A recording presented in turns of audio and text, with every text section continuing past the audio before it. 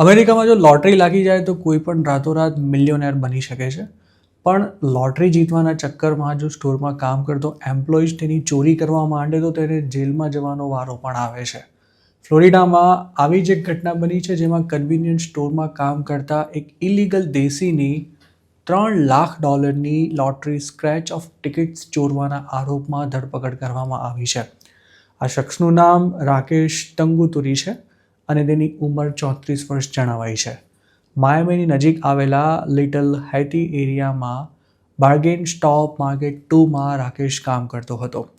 પોલીસે ફેબ્રુઆરી 23ના રોજ તેની ધરપકડ કરી હતી. આરોપી પર $50,000થી વધુનું ફ્રોડ કરવાની સાથે ગ્રાન્ડ થેફ્ટનો પણ ચાર્જ લગાવવામાં આવ્યો છે. પોલીસે રાકેશની ચોરીને કઈ રીતે પકડી તેની સ્ટોરી પણ ખાસી રસપ્રદ છે. રાકેશ તંગુતુરી જ્યાં કામ કરતો હતો તેના ઓનરને ગયા મહિને સ્ક્રેચ ઓફ ટિકિટ બુક્સની ચોરી થઈ હોવાની જાણ થઈ હતી અને તેને પોતાના એમ્પ્લોય પર શંકા હતી. આ ઉપરાંત રાકેશે લોટરીને લગતા ટ્રાન્ઝેક્શન્સ કરી સ્ટોરના બેંક એકાઉન્ટમાંથી પણ હજારો ડોલર્સની ગોલમાલ કરી હતી. ઓનરે જ્યારે આ મામલે રાકેશની પૂછપરછ કરી ત્યારે તેણે પોતે આવી કોઈ હરકત કરી હોવાનો સ્પષ્ટ ઇનકાર કરી દીધો હતો. જોકે ઓનર પોલીસને જાણ કરી દેશે તો પોતે ફસાઈ જશે તેવો ડર લાગતા રાકેશે એક મેસેજ મોકલી પોતે જ ચોરી કરી હોવાની કબૂલાત કરી હતી. તેમજ ફ્લોરિડા લોટરી ઇન્વેસ્ટિગેટર સામે પણ તેણે પોતાનો ગુનો કબૂલ કરી લીધો હતો. પોલીસ રિપોર્ટ અનુસાર રાકેશે $3 લાખ લોટરી ટિકિટની હેરાફેરી કરી હતી, પણ તેણે જીતેલી રકમને કુલ અમાઉન્ટ સાથે સેટલ કરીએ તો તેણે કરેલી ચોરીનો આંકડો $60,546 થાય છે. ફ્લોરિડા લોટરી ઇન્વેસ્ટિગેટરની તપાસમાં એવું બહાર આવ્યું હતું કે ચોરાયેલી સ્ક્રેચ ઓફ લોટરી ટિકિટ્સને બલ્કમાં એક જ રિટેલરને ત્યાંથી કેશ કરાવવામાં આવી હતી અને આ મામલો શંકાસ્પદ હોવાથી તેની તપાસ શરૂ થઈ હતી.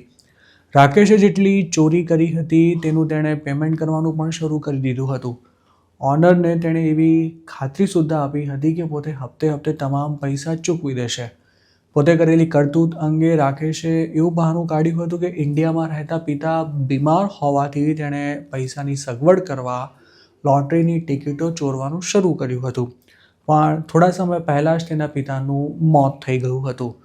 રાકેશ જ્યાં કામ કરતો હતો તે સ્ટોર ઓનરને તેનું રિપ્લેસમેન્ટ મળી ગયા બાદ સોમવારે પોલીસ સ્ટોર પર પહોંચી હતી અને ત્યાંથી જ ફર્સ્ટ ડિગ્રી ગ્રાન્ડ થેફ્ટ સહિતના ચાર્જીસમાં રાકેશની ધરપકડ કરી લેવાઈ હતી.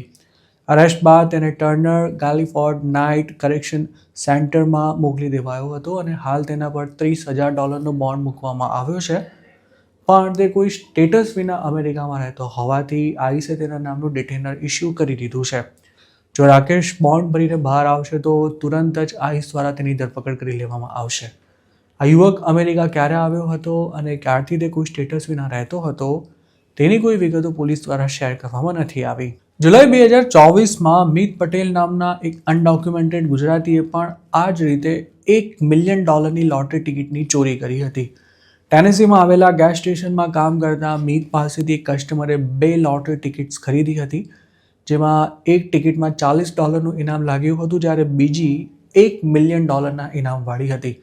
જોકે કસ્ટમરને $40 પકડાવી દઈ બીજી ટિકિટને મીતે ગાર્બેજ કરી દીધી હતી અને જ્યારે તે ઇનામની રકમ પર દાવો કરવા માટે ગયો ત્યારે નિયમ અનુસાર સ્ટોરના સીસીટીવી ફૂટેજ ચેક કરાતા તેની આ ચોરી પકડાઈ ગઈ હતી. તે વખતે મીત પટેલે ચોરીના કેસમાં પકડીને જેલ ભેગો કરી દેવાયો હતો અને તેના પર $2.5 લાખનો બોન્ડ મુકાયો હતો. શક્ય છે કે અત્યાર સુધીમાં આ ગુજરાતી ઇન્ડિયા ડિપોર્ટ પણ થઈ ચૂક્યો હશે.